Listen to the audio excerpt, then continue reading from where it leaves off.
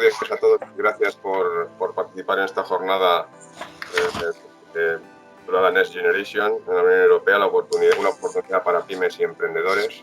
En primer lugar, me gustaría dar las gracias a Deloitte, que es socio protector de SECOT por esta jornada. También de una manera especial a Elena Rey, ya que ha hecho posible que esta jornada se realice, y por supuesto a Pablo Zalba. Pablo es, pues yo creo que es una de los talentos españoles más importantes en este momento. Es licenciado en Administración y Dirección de Empresas por la Universidad de Navarra y es MBA por la London Business School. Pablo se incorporó a Deloitte en 2019. Antes de formar parte de la firma fue presidente del Instituto de Crédito Social, diputado en el Parlamento Europeo, donde desempeñó el cargo de vicepresidente de la Comisión Económica y de Asuntos Monetarios. También ocupó el puesto de presidente de Axis. Para SECOT tener la posibilidad de empezar a conocer un poquito más este futuro que nos viene con los fondos Next Generation es muy importante, básicamente por dos aspectos. Uno, porque tenemos que conocer para intentar compartirlo con nuestros asesorados, y dos, porque pues puede ser qué opciones podemos tener como asociación para aprovecharnos de estos fondos europeos. Pablo, muchísimas gracias por tu participación y encantados de que puedas compartir tu experiencia y tus conocimientos con nosotros.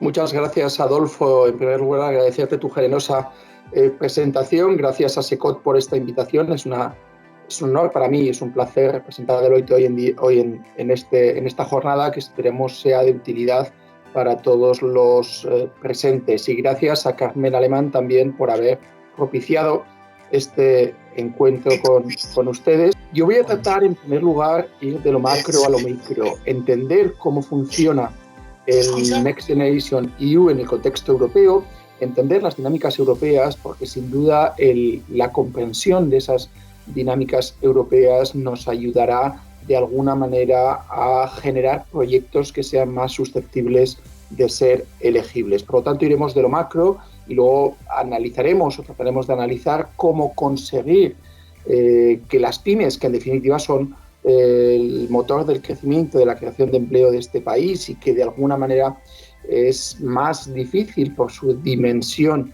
conseguir que accedan a los fondos. Todos somos conscientes que para las grandes empresas evidentemente tiene una facilidad, entre otras cosas porque en gran parte algunas de ellas tienen un track record de acceso a fondos europeos y además evidentemente tienen una estructura que facilita ese acceso a los fondos. Pero es evidente, y yo creo que estaremos todos de acuerdo, la importancia de las pymes en todo este entramado, porque si entre todos no conseguimos que las pymes accedan a los fondos, será difícil conseguir que este ambicioso plan sea un éxito, y también estaremos de acuerdo en la necesidad de que este plan sea un éxito. Y obviamente también analizaremos el papel que jugarán los diferentes estamentos institucionales, desde el Gobierno central hasta las comunidades autónomas y entes locales. Por lo tanto, comenzamos ya con la presentación.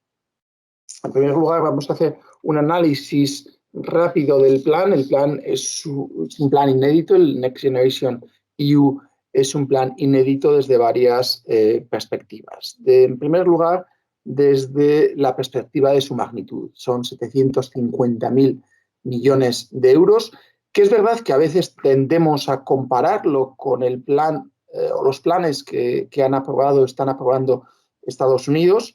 Han aprobado un plan ya de 1,9 billones de euros y están en negociación entre el presidente y el Congreso para aprobar un plan adicional de 3 billones de euros, pero es verdad que a los 750.000 millones de euros hay que añadir los planes nacionales de los Estados miembros. Probablemente, tenemos que ser realistas y tenemos que ser pragmáticos, Estados Unidos va a ser más ambicioso en lo que respecta a la magnitud.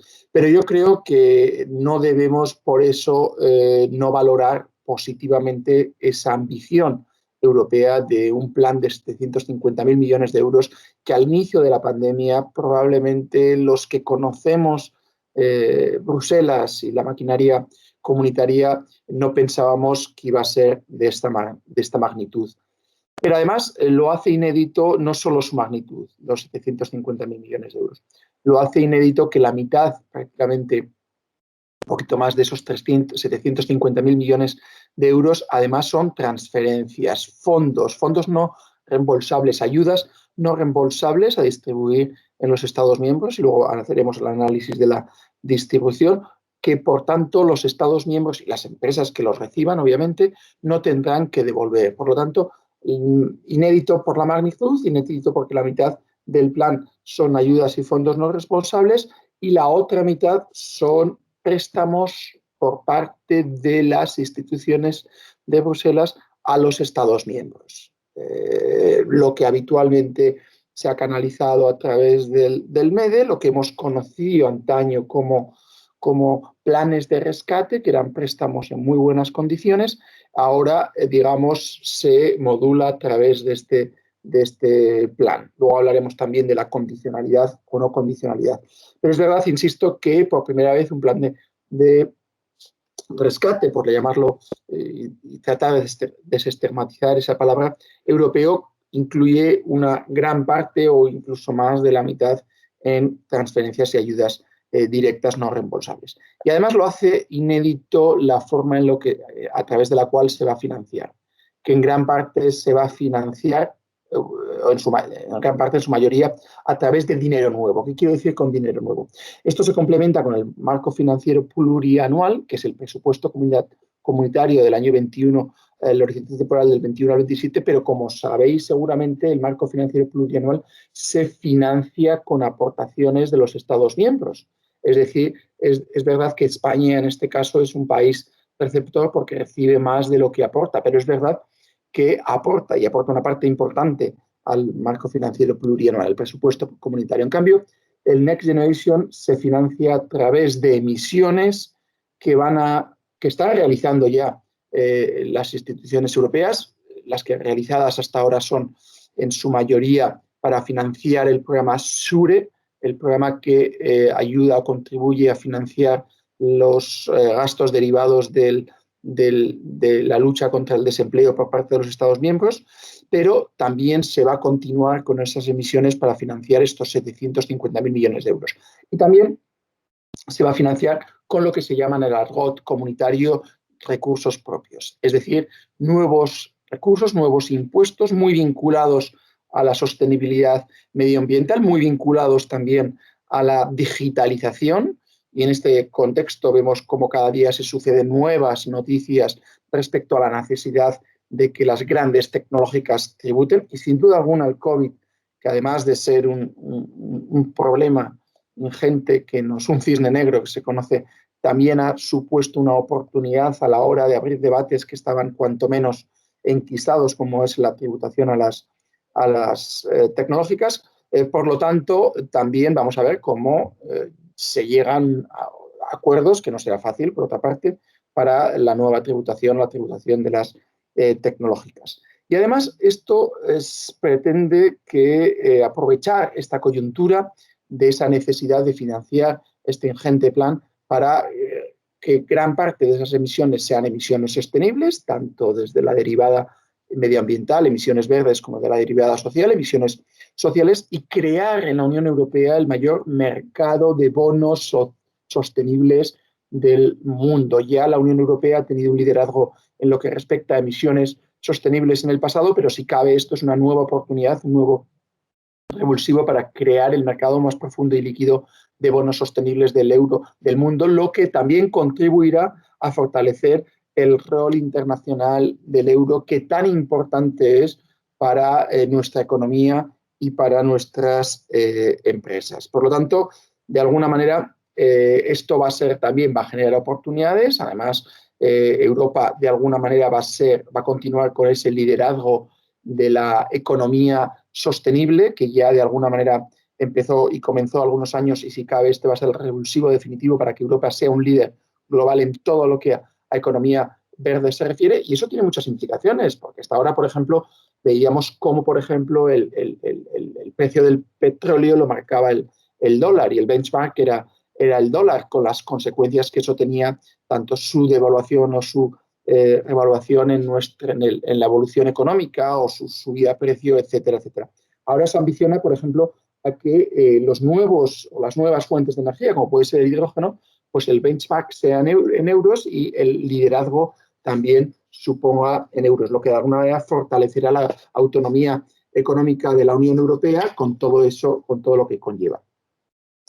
Ahora vamos a hablar de plazos y de gobernanza, de cómo va a ser la gobernanza tanto a nivel europeo como a nivel español del Next Generation. ¿Y por qué es importante conocer la gobernanza? Porque de alguna manera nos dará pistas a la hora de definir proyectos que sean más susceptibles de ser elegibles.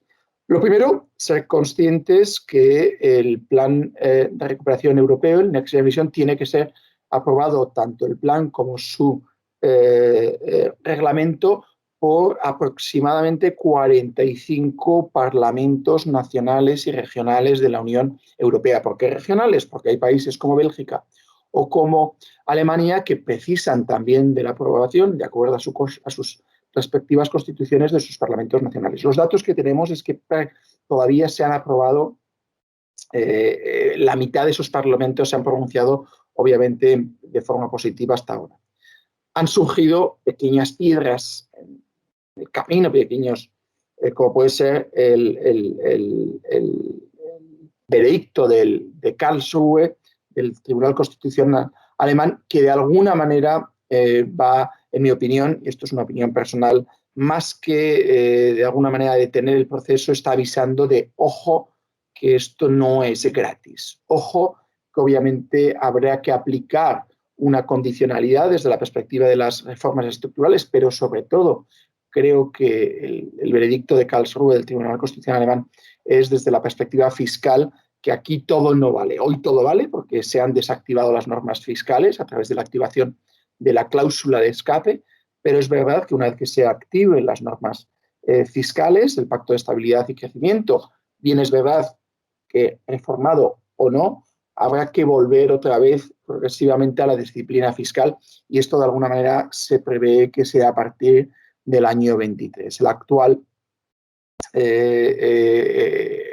ejercicio fiscal no están activadas las normas fiscales, el año que viene tampoco, y en el año 23 evidentemente habrá que progresivamente volver a la disciplina fiscal. España tiene, según la Comisión Europea, un déficit estructural el año 22 del 7,2, que estaremos todos de acuerdo, tendrá que ir progresivamente corrigiendo porque de alguna manera lo exigirá el club comunitario al que pertenecemos. Pero volvamos a la gobernanza. La Unión Europea, la Comisión Europea aprueba el reglamento. Pablo, perdona que te interrumpa, pero se nos ha ido la presentación. Ahí va. Pues no lo sé qué ha pasado, perdonad. Pues efectivamente se ha ido, a ver si la puedo poner otra vez, porque no os engaño que yo tampoco soy aquí el más ducho tecnológicamente, pero sobre todo... Es que yo creo que alguien ha compartido su propia pantalla. Es que creo que efectivamente alguien ha compartido... Tony Gilbert, yo creo, ¿no? O me parece, ¿eh? A ver. Bueno, lo intentamos. A ver. A ver, ¿veis ahora? Sí. Ahora sí, perfecto. Fenomenal. Pues gracias. Decía, la gobernanza. El reglamento lo que prevé es que haya una monitorización de los planes nacionales de recuperación, transformación y resiliencia, que luego hablaremos, que es la derivada nacional, y en función de esa monitorización, semestralmente se producirá el desembolso de los fondos por parte de la Comisión Europea a los Estados miembros. ¿Cómo se va a producir esa monitorización para que se desembolsen los fondos? En función del cumplimiento de dos tipos de hitos. Hitos vinculados a lo que se llama en el argot comunitario las recomendaciones país, las Country Specific Recommendations. Todo esto se engloba, toda esta gobernanza europea se engloba en lo que se llama el semestre europeo, que fue lo que aprobaron las instituciones europeas como consecuencia de la anterior crisis financiera para de alguna manera generar o fortalecer la gobernanza de los fiscal y en cuanto a reformas estructurales macro, de los estados de la zona euro. Entonces, aprovechando esa estructura del semestre europeo, se ha de alguna manera acoplado toda la gobernanza del Next Generation.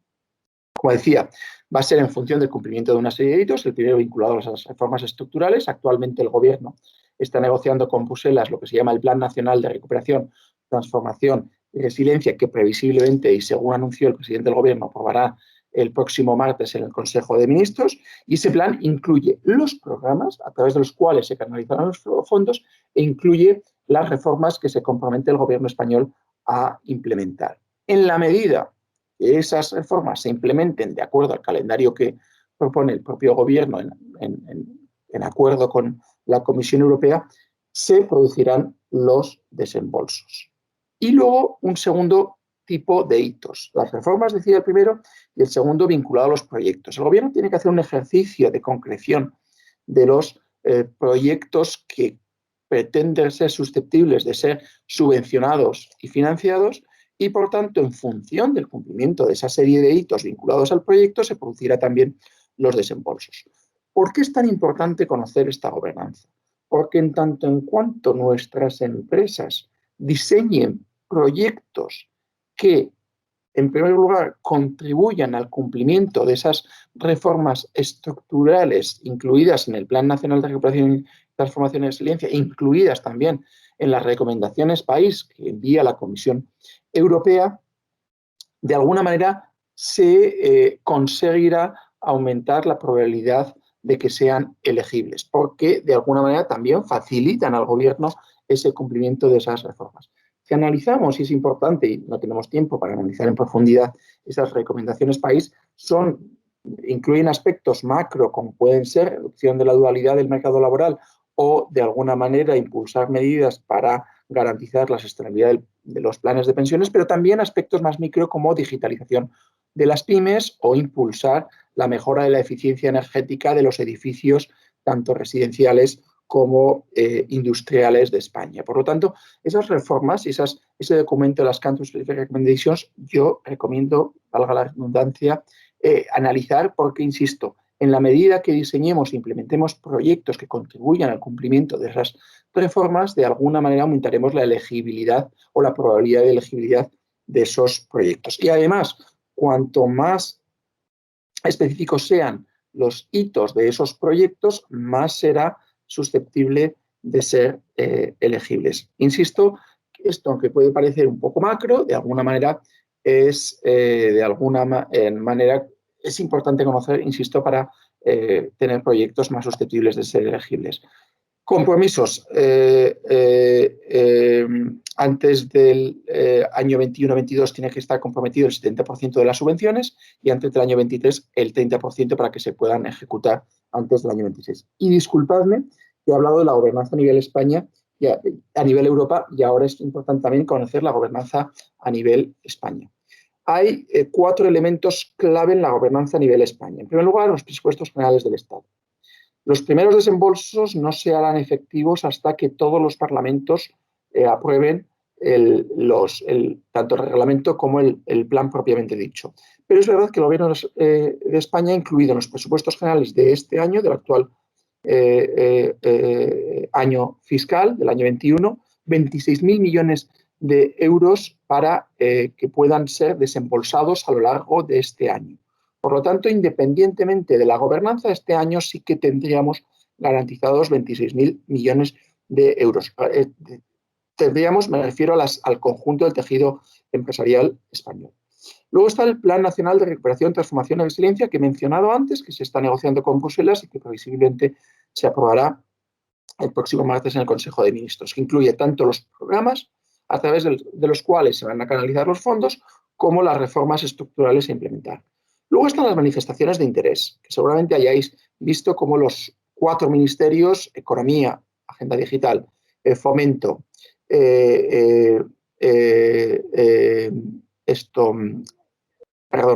Sostenibilidad, la vicepresidencia de Sostenibilidad, han ido lanzando a lo largo de este año para, de alguna manera, es una especie de brainstorming para que las empresas, a través de esa manifestación de interés, que ni son vinculantes, pero ni tampoco son excluyentes, de alguna manera conozcan la inquietud del tejido empresarial. Y por tanto, y por último, los PERTE, que son los grandes proyectos estratégicos, los grandes proyectos tractores que lo que pretenden es que de alguna manera, a través del liderazgo de las grandes empresas, emprendedores, pero sobre todo pymes, puedan adherirse y tenga un efecto tractor liderado por esas grandes empresas. Se han anunciado 2 PERTEs, uno confirmado, que es el del sector automoción, baterías eléctricas, etcétera, y el segundo de los PERTEs que previsiblemente se anunciará es el del sector agroalimentario, que es un sector casi tan importante o tan importante como el automovilístico, pero al ser o al estar tan atomizado, de alguna manera no tiene tanta relevancia mediática. Pero seamos conscientes que el sector agroalimentario, en mi opinión, tiene un potencial desde la perspectiva del Next Generation brutal. ¿Por qué? Porque tiene un peso económico muy importante desde la perspectiva exportadora. El sector automoción, que exporta el 80%, somos el segundo fabricante europeo de automóviles, exportamos aproximadamente el 80%, y desde un punto de vista cuantitativo, el sector agroalimentario exporta cifras similares, algunos meses más, otros meses menos. Por lo tanto, eso nos explica o nos escenifica la importancia del sector agroalimentario. Además, es un sector que, como decía, está muy atomizado, por lo tanto, tiene unas carencias desde la perspectiva de digitalización importantes. Además, la digitalización y la desintermediación pueden generar unas oportunidades de una magnitud que no somos conscientes, y por lo tanto tiene toda su lógica que el sector, que el PERTE, el segundo de los PERTEs, sea el del sector agroalimentario. Aquí vemos lo que decía, los 26.000 millones de euros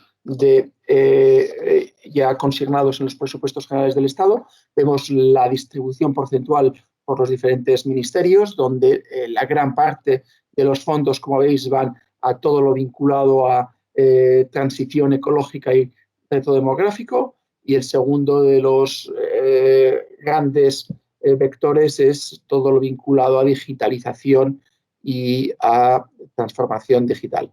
Los fondos, Andalucía, o por razones obvias, tiene la mayor cantidad de esos fondos, Cataluña en segundo lugar, Madrid en tercero, y luego en proporción a su PIB y la contribución al PIB vemos cómo se van distribuyendo esos fondos. Vamos ya a pasar un poco aquí, también he explicado el papel que van a jugar los ministerios. El Gobierno sí que ha dejado claro que el Gobierno central decide y la ejecución será en función de la distribución competencial del Estado, será a través de los diferentes ministerios, será también a través de las comunidades autónomas y será también a través de los ayuntamientos y entidades locales, insisto, en función de las competencias asumidas por cada uno de los diferentes organismos. Vamos a los vectores, que esto también es muy importante. La Unión Europea ha definido 4 vectores a través de los cuales se tienen que definir los programas. Esos 4 vectores son la transformación digital, la transformación ecológica, la cohesión social y territorial y la igualdad. ¿Por qué estos 4 vectores? Es evidente que vivimos en un contexto en el que la digitalización, además, está acelerándose sin freno, y si cabe la pandemia la ha acelerado todavía más. Es verdad también, y hay que ser realistas y pragmáticos, que de alguna manera la Unión Europea no había sido capaz de liderar la revolución digital que sí estaban liderando otros actores globales, como son, por ejemplo, Estados Unidos o China, y de alguna manera, a través de este plan y como consecuencia de la pandemia, tenemos una nueva oportunidad para cuanto menos alcanzar estos 2 actores relevantes en lo que a digitalización y revolución digital se refiere. El segundo de ellos, todo lo vinculado a sostenibilidad en su aspecto ecológico, pero también en su aspecto social. Como decía anteriormente, la Unión Europea sí que ha sido capaz de liderar esa revolución sostenible que tampoco tiene freno, y a la que ahora la nueva administración de Estados Unidos está adheriendo, y también incluso China, que era el país más contaminante, también se ha sumado a esta nueva revolución sostenible, que, insisto, en este caso sí que la Unión Europea ha sido capaz de tener un liderazgo, y luego aspectos como la cohesión social y territorial, que van a jugar un papel clave, así como la igualdad, que son aspectos que quizás, y ustedes que tienen una trayectoria empresarial y económica sin parangón, la mayoría de ustedes, de alguna manera son aspectos que a la hora de implementar, a la hora de aprobar un plan estratégico, no se cuantificaban y que ahora cobran una importancia capital, y su cuantificación es más importante que nunca, porque en función de lo que un proyecto contribuya a la cohesión social, contribuya a la cohesión territorial o contribuya al impulso a la igualdad de género, de alguna manera puedes aumentar la probabilidad de ser elegible. Por lo tanto, un pequeño cambio de paradigma. Aquí yo siempre digo que tan importante es el proyecto como la narrativa del proyecto que vamos a presentar para su posible elegibilidad, y estamos en un nuevo paradigma en que, insisto, estos aspectos tienen que ser tenidos en cuenta más que nunca. Aquí tenemos algunos aspectos o algunos campos o algunos ejemplos que pueden ser, creemos desde el OIT, que pueden ser susceptibles de ser elegibles, y que vemos en las noticias que muchos de ellos ya de alguna manera se han anunciado. Vemos cómo está el hidrógeno como nueva alternativa sostenible al petróleo, digitalización de la administración. Tenemos que adaptar la administración al siglo XXI. Obviamente también todo lo vinculado a movilidad sostenible y a conectividad, todo lo vinculado a la digitalización del sector turístico, todo lo vinculado a la mejora de la sostenibilidad del sector turístico, y así podríamos estar de alguna manera horas explicando y debatiendo ejemplos. Pero prefiero de alguna manera acabar aquí y abrir un coloquio y un debate, y de alguna manera responder a aquellas cuestiones que no he sido capaz de explicar con detenimiento, y de alguna manera abrir un debate sobre las oportunidades que este plan va a generar, y que de alguna manera, en el caso de España, es única, porque tenemos una oportunidad de dar un quantum leap en cuanto a la competitividad, en cuanto a la adaptación de nuestro tejido económico a la nueva realidad del siglo XXI desde la perspectiva digital, desde la perspectiva sostenible, y que es responsabilidad de todos. Aquí tenemos que ser también realistas, sinceros y pragmáticos. Esto no es responsabilidad únicamente de las administraciones públicas, es responsabilidad de todos, del tejido empresarial, de empresas como Deloitte, de organismos y organizaciones como la de ustedes, como SECOT, de contribuir a que este plan sea un éxito, porque de ello dependerá el futuro de las nuevas generaciones. Por lo tanto, ser conscientes de esa gran responsabilidad que compartimos todos. Así que, sin más dilación, encantado de debatir con todos ustedes lo que crean conveniente desde la perspectiva de lo que he comentado, o desde otros aspectos que quieran profundizar. Perfecto, gracias, Pablo. ¿Alguna pregunta? ¿Hay alguna cosa ya puesta en el chat? Adolfo, hay dos comentarios en el chat.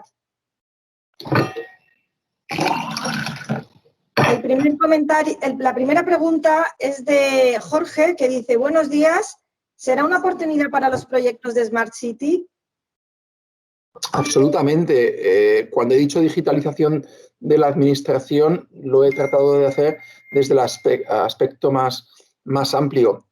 Uno de los campos que se están haciendo es efectivamente todo vinculado a Smart City.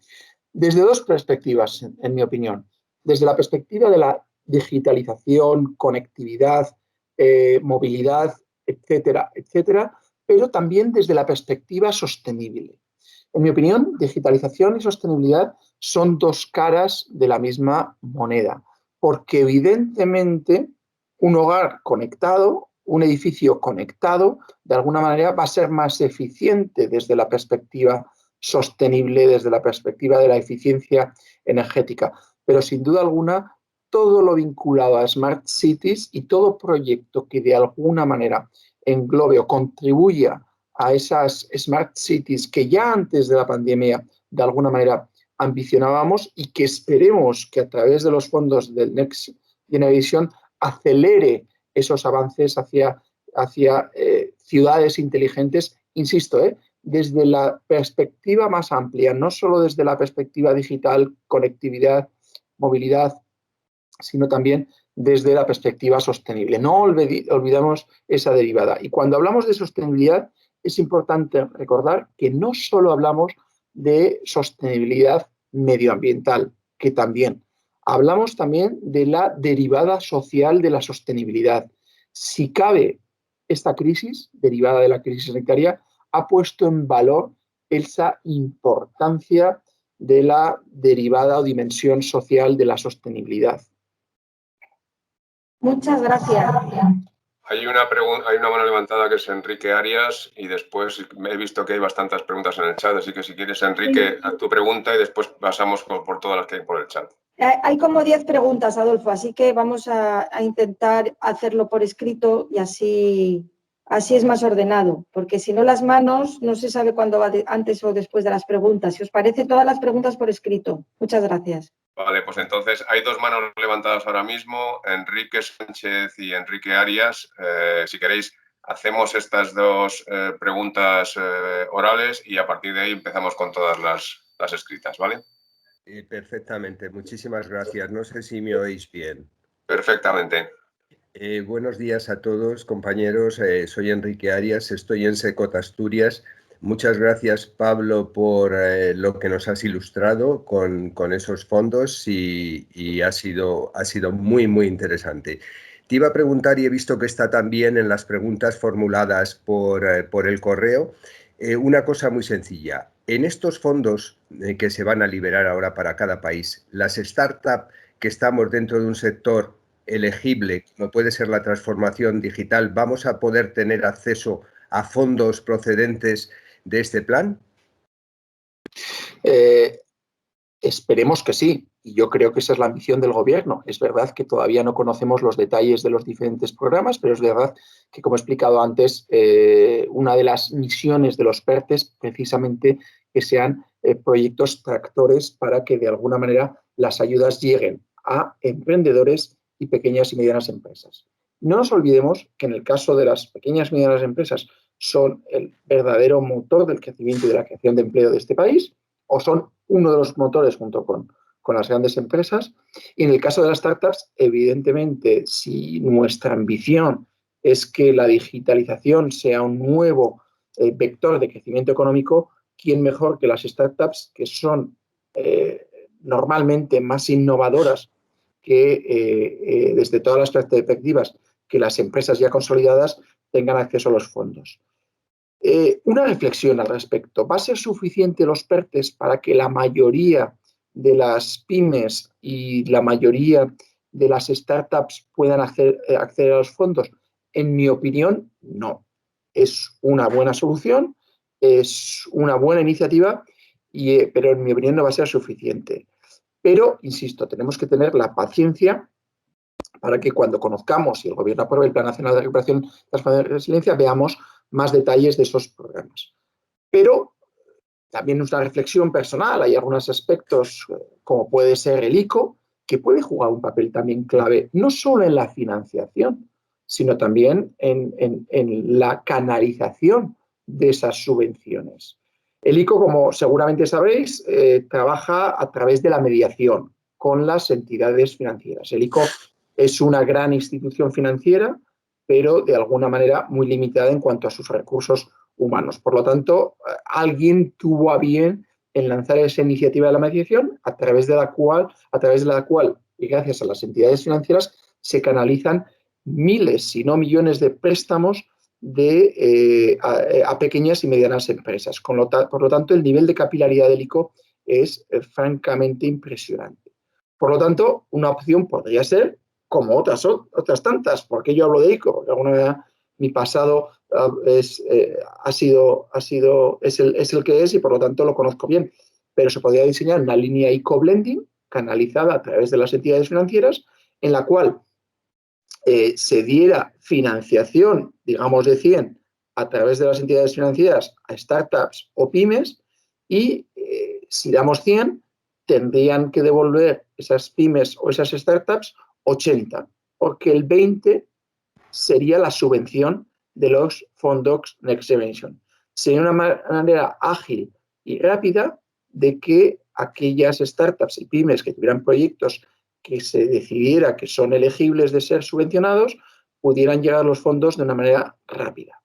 ¿Es la solución? Podría ser, pero seguramente haya otras tantas.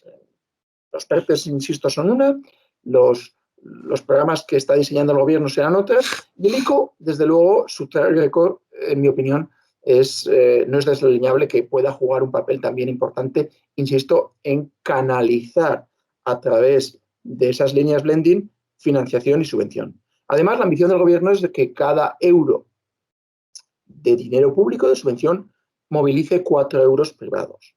Por lo tanto, sería una buena manera, de alguna manera, de conseguir ese ansiado objetivo. No sé si ha quedado claro, Enrique. Sí, gracias, Pablo. Ha quedado muy claro. Así completamos el panorama de financiación, y lo que sí también tenemos abierto será el horizonte 2021-2027, me imagino, que será compatible. Efectivamente. Eso es muy importante, efectivamente, porque además de las subvenciones del Next Generation está el marco financiero plurianual, que son casi 1 billón o un poquito más de 1 billón con B, de euros, que además España no tiene un récord, desde luego, de estar orgullosos en cuanto a ejecución de fondos estructurales. Me parece que es poquito más de 1/3 de los fondos que tenemos disponibles, y creo que esto también es una nueva oportunidad para que España se ponga las pilas y las empresas españolas y los centros de investigación españoles se pongan las pilas para, además de los fondos y las subvenciones del Next Generation, optar y mejorar nuestro récord de obtención de fondos estructurales, porque, insisto, hablamos de 1 billón de euros a nivel europeo. Muchas gracias, buenos días. Y quizá Enrique Sánchez Chinchón, y pasamos ya a las que están por escrito.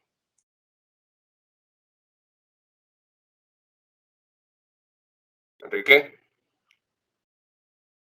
Bueno. ¿Estás en mute? Ah, no sé. Sí. Ahora me oís. Perfecto, venga. Sí. Primero pido perdón a todos los compañeros que se me han anticipado por el chat, y agradezco a Adolfo que me haya dado prioridad. Quería hacer una pregunta relacionada con las pymes, digamos que digamos son las que más necesidades tendrían, ¿no? Tratando de aclarar cuál es el camino a seguir para beneficiarse de estos planes. Situándonos ya en lo más inmediato, que serían los 26.000 millones de euros que figuran en los presupuestos generales del Estado como anticipo, digamos, del que habrá disponibilidad antes de los fondos que deben pasar, digamos, por todas las aprobaciones de los distintos parlamentos europeos. Situándonos ya en este escenario más favorable, veo bien el camino de que, digamos, grandes empresas, en función de los planes de los ministerios, presentan proyectos, se aprueban los PERTES relacionados con estos proyectos, y empresas de menor dimensión, las que podríamos llamar pymes, se apuntan a estos proyectos. Se apuntan a estos proyectos que deberán cumplir las condiciones que tengan que cumplir. Primero, ¿quién aprueba que los proyectos ya de la pyme acogida al PERTE que se ha establecido, digamos, presentado por una gran empresa, por ejemplo, hidroeléctrica, con todos los temas de hidrógeno? ¿Quién aprueba ese proyecto concreto de esa pyme concreta? Y cómo es el calendario de desembolsos, en función de qué hitos se tienen que ir desembolsando los fondos. Y hay una parte de la pregunta que ya me has contestado, que es que, digamos, la subvención representará un porcentaje del total plan de inversión que puede estar entre el 20 y el 30%. Es decir, por cada 30 euros de subvención se requerirá 70 euros de o bien aportación con recursos propios o bien con financiación ajena. Pero los desembolsos van a ser simultáneos a las realizaciones, o se van a liberar fondos de la subvención para que se puedan hacer las inversiones, se van a anticipar, vamos, es una palabra. Bueno, y esto, ya con esto acabo, esto lo veo claro en el tema del hidrógeno, porque ha habido las grandes empresas eléctricas, Iberdrola, Endesa, etcétera, que ya han presentado PERTES en el tema de estos. Pero en el tema agroalimentario no tengo tanta información de que haya habido ya alguna multinacional que haya tomado, perdón, alguna gran empresa que haya tomado iniciativa para presentar esto. Muchas gracias, si nos puede dar una respuesta a este tema. Bueno, no hay muchas respuestas porque, insisto, la clave es cuando se apruebe, previsiblemente la semana que viene, el Plan Nacional de Recuperación y Transformación y Resiliencia. Pero sí alguna reflexión que complemente tu magnífico análisis. Las grandes empresas, como bien decían, los Iberdrolas, el hidrógeno, no me preocupan desde la perspectiva que no van a tener dificultades para que, en el caso de que diseñen proyectos elegibles, puedan obtener esos fondos. Pero, insisto, esa no preocupación de que las grandes empresas, que ya, como bien has explicado, se están movilizando en cuestiones como puede ser el hidrógeno, como puede ser el coche eléctrico, las baterías, etcétera, etcétera, no nos debe que el bosque, que los árboles no nos impidan ver el bosque, que aquí, como bien dices tú, es clave que las pymes tengan acceso a esos fondos. Y ese es el verdadero reto. Un instrumento, como hemos dicho en numerosas ocasiones en esta presentación, son los PERTES, pero seamos realistas, hay 2 PERTES y no va a haber muchos más al año. Va a haber 3 o 4, el del coche eléctrico y el del sector agroalimentario. ¿Y quién aprueba los PERTES? Los PERTES los aprueba el Consejo de Ministros. ¿Quién aprueba luego la ayuda a la pyme? Está por definir. Por lo tanto, discúlpame que no tengamos todavía respuestas al respecto, pero es previsible que los mecanismos utilizados para la aprobación de los fondos estructurales puedan de alguna manera servir de modelo a la hora de aprobación de los diferentes programas que garanticen que los fondos llegan a las pequeñas y medianas empresas. Por lo tanto, los PERTES los aprueba el Consejo de Ministros, PERTES va a haber una cantidad limitada de los mismos, tenemos 2 anunciados y veremos cuáles son los siguientes, y luego el segundo de ellos, que es el del sector agroalimentario, que has hecho una reflexión, pues no tenemos muchos detalles al respecto, pero precisamente es un buen ejemplo porque el sector agroalimentario, como decía anteriormente, es un sector muy atomizado. Lo forman multitud, miles de empresas con un tamaño bastante limitado. Es verdad que hay alguna gran empresa, pero es verdad que en su mayoría está muy atomizado. Decías que no conoces empresas de alguna manera que hayan hecho o anunciado interés en el segundo de los PERTES, en el PERTE agroalimentario. Yo conozco una iniciativa que es pública, que es lo que se ha llamado el Ebro Food Valley, que lo lidera el Centro Nacional de Tecnología Agraria, que está situado en Navarra, con la participación de los gobiernos de Navarra, Aragón y La Rioja, pero que me consta, por lo que hemos leído en los medios, que además empresas de todo el territorio español se han adherido a esa iniciativa que es Ebro Food Valley, que no sabemos luego cómo va a de alguna manera encajar en el segundo PERTE, pero que de alguna manera, si tienes interés en el sector, puedes buscar Ebro Food Valley, si no me lo mandas luego un correo electrónico y te mando la información que tenemos al respecto. Pero me consta que hay, desde la perspectiva agroalimentaria, alguna otra iniciativa, incluso en la que participa la Caixa. Por lo tanto, esa es la información que tenemos todavía a día de hoy. Esto, ser conscientes que cada día conocemos noticias nuevas. Hay días que todas las semanas se aprueban manifestaciones de interés, todas las semanas hay una aprobación por parte de las instituciones europeas o por parte del Gobierno de España que de alguna manera van armando toda la arquitectura institucional que precisa un plan de esta envergadura. Muy bien.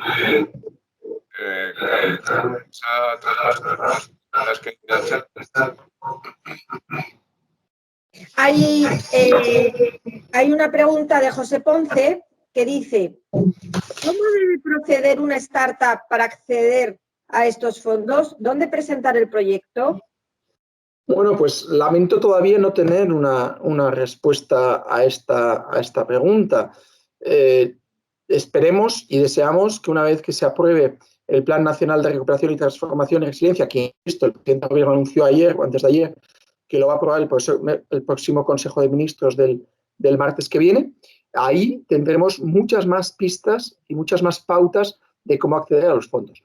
Bien es verdad que si es una startup del sector agroalimentario o es una startup del sector automoción, baterías, incluso me atrevería a decir movilidad en su espectro más amplio, hay dos PERTEs, de alguna manera, que englobaría esos sectores. Si es una startup de otro sector no vinculado a esos dos PERTEs, de alguna manera tenemos que tener paciencia y esperar al Plan Nacional de Recuperación, Transformación y Resiliencia, que, insisto, el martes deberíamos conocer su contenido para de alguna manera tener más información y pistas de cómo acceder a esos fondos. Gracias, Pablo. Hay otra pregunta que dice, de Andrés Carrión, ¿qué son infraestructuras ecosistemas resilientes? Perdón, no he escuchado bien, se ha ido la señal. Dice, ¿qué son infraestructuras ecosistemas resilientes? Sigo sin entender. ¿Infraestructuras, ecosistemas? Resilientes. Resilientes, sí, perdón. Aquí una palabra que se ha metido en nuestras vidas, que no es que no estuviera, pero que si de alguna manera la oímos mucho más a menudo, es la palabra resiliente. ¿Por qué? Porque de alguna manera vivimos en un contexto en el que las cadenas de valor, como consecuencia de la pandemia y de la paralización de nuestra economía, han sufrido alteraciones, pero no solo eso. Hemos visto cómo el canal de Suez se bloquea sin relación alguna con la pandemia y también causa de alguna manera problemas de suministro en las cadenas de valor de nuestras fábricas en Europa. Y por lo tanto, de alguna manera lo que nos ha enseñado, o una de las enseñanzas de la pandemia, es que debemos construir cadenas de suministro más resilientes desde la perspectiva de la diversificación de esas mismas cadenas. Es decir, que si mañana, oye, hay una nueva pandemia, Dios no lo quiera, en China, en Indonesia, en países que de alguna manera, Vietnam, tienen o tendemos a depender en exceso de las mismas, podamos tener alternativas. Cuando surgió la pandemia hace un año, se abrió el debate del cuestionamiento de la globalización. Yo no creo que vayamos a una menor globalización, yo creo que vamos a una modulación de la globalización precisamente para hacer cadenas de suministro más resilientes, es decir, reducir nuestra dependencia de economías concretas, y esto, en mi opinión, va a tener consecuencias como, por ejemplo, en África. Yo creo que vamos a vivir en los próximos años una industrialización de África, y la Comisión Europea, de hecho, está trabajando en un plan África que no tenemos tiempo de debatir en profundidad, pero que de alguna manera va en esa línea, en contribuir a diversificar nuestras cadenas de suministro. Pero también la palabra resiliencia se vincula no solo a las cadenas de suministro, sino también a infraestructuras, como ha sido la pregunta. Vamos a un mundo más digital, desde la perspectiva industrial, desde la perspectiva de la administración pública. Hemos visto cómo hace unas semanas el SEPES, el Servicio Estatal de Empleo, sufrió un ciberataque. Pero conocimos también esta semana que la Comisión Europea ha sufrido otro ciberataque.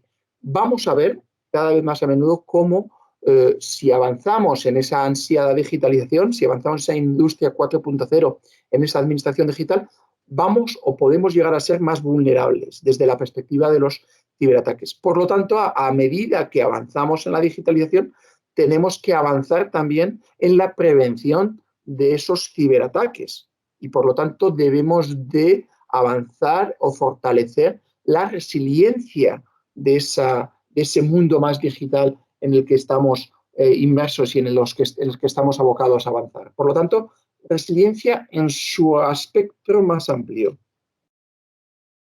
Gracias, Pablo.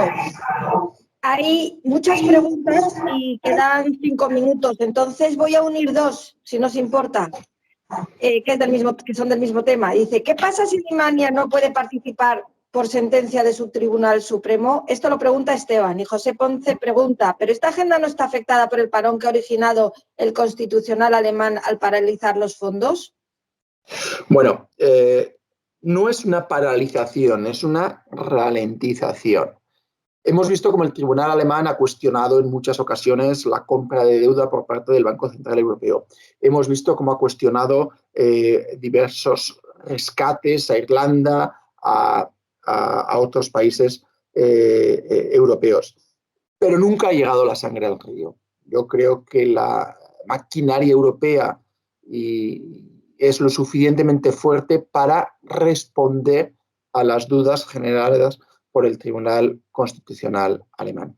A mí no me preocupa tanto que lo vaya a paralizar ni que incluso lo vaya a ralentizar, porque, insisto, todavía falta la aprobación por parte prácticamente la mitad de los parlamentos nacionales y regionales pendientes de ratificarlo, sino la patita que enseña o el mensaje que quiere mandar el Tribunal Constitucional. Y es, resumido, no todo vale. Y esto, ¿qué quiero decir con no todo vale? Nadie da nada gratis. Todos aquí presentes trabajamos en organizaciones empresariales y sabemos que nadie nos da nada gratis. Por lo tanto, estos fondos no van a ser gratis. Estos fondos van a obligar a los Estados miembros, a Alemania el primero y a España, por supuesto que también, a implementar una serie de reformas estructurales.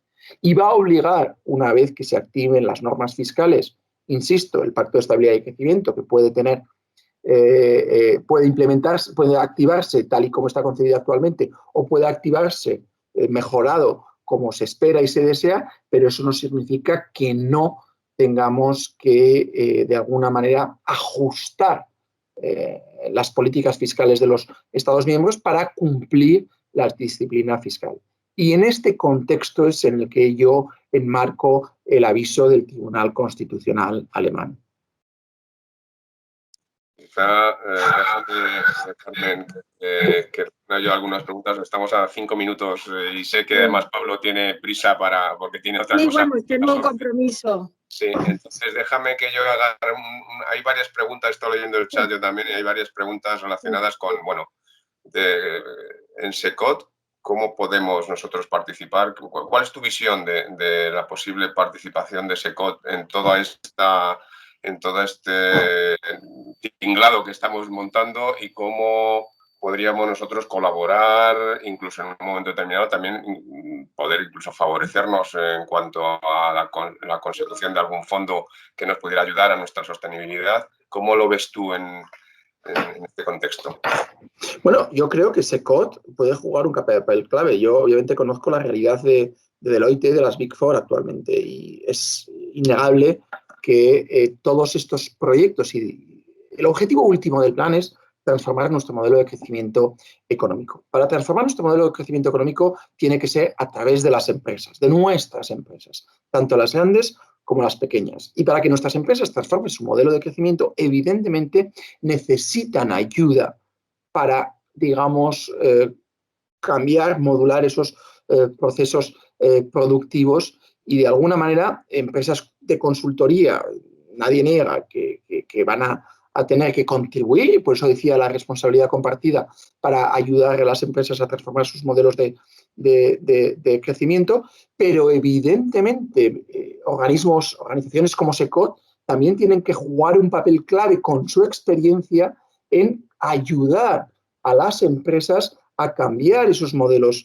productivos, a de alguna manera adaptarse a esa realidad. Por lo tanto, sinceramente, y no es porque esté aquí hoy, sino creo firmemente que organizaciones como SECOT son más necesarias que nunca para ansiar ese cambio de modelo de crecimiento económico. Por lo tanto, yo confío que entre todos, y por eso insisto, es una responsabilidad compartida, ayudemos a nuestro tejido empresarial desde la responsabilidad que nos ha asignado la realidad en la que estamos inmersos para ayudar a nuestros clientes, a nuestros asociados a acelerar esa oportunidad única que genera el Next Generation. Muchas gracias porque realmente eres un embajador estupendo de SECOT y esperemos que tengamos oportunidad de participar en algún proyecto. Gracias a todos los participantes y yo creo que ya nos vamos a despedir, Adolfo, ¿verdad?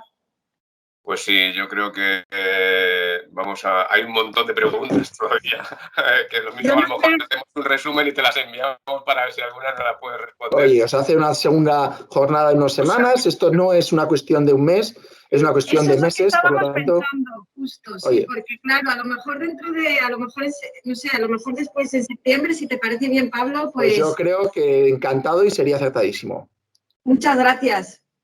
Por favor, recordar el tema del cuestionario de satisfacción. Las personas que no lo hayan rellenado está puesto en el chat. Por favor, son 4 preguntas y nos ayudan un montón a poder valorar y mejorar estas acciones. ¿Vale? Gracias. Perfecto, pues yo creo que simplemente darte las gracias, Pablo, por tu excelente presentación, por tu tiempo que nos has dedicado, por empezar a entender cómo nos tenemos que posicionar todos para esta nueva etapa y sobre todo para intentar modular los nuevos modelos de negocio que tenemos que hacer a nivel España para intentar dar un paso adelante y que yo diría que oportunidad que nos brinda la pandemia, aunque la pandemia en sí es un desastre, pero que en el fondo podamos de alguna forma salir adelante. Muchísimas gracias y como te ha dicho Carmen, intentaremos en septiembre, que ya habrá muchas más cosas definidas, pues volver a contar contigo para que nos ilustres también como lo has hecho ahora. A vuestra disposición y gracias a vosotros por la invitación, de verdad. Siempre es un honor colaborar con vosotros y participar en vuestras actividades. Muchísimas gracias. Gracias. Gracias a todos. Gracias.